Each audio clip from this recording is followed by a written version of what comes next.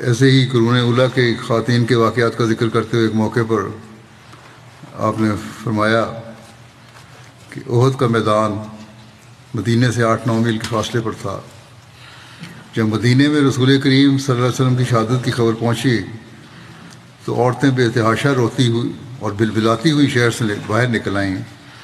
اور میدان جنگ کی طرف دوڑ پڑیں۔ اکثر عورتوں کو راستے میں آپ صلی اللہ علیہ وسلم کی سلامتی کی خبر مل گئی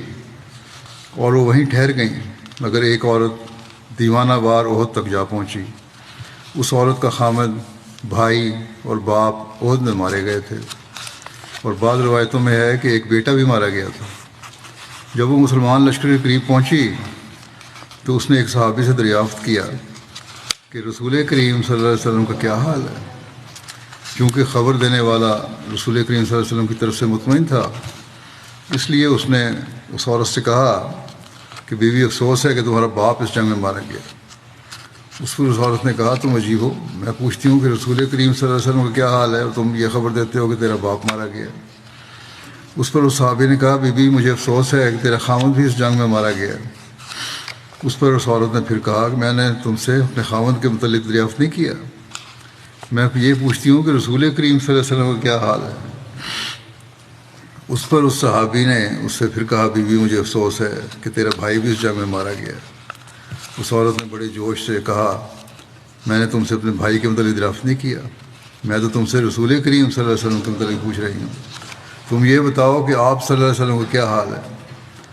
جب لوگوں نے دیکھا کہ اس سے اپنے باپ، بھائی اور خامد کی موت کی کوئی پرواہ نہیں،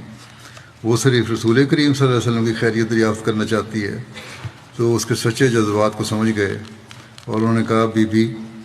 رسول کریم صلی اللہ علیہ وسلم تو خیریت سے ہیں۔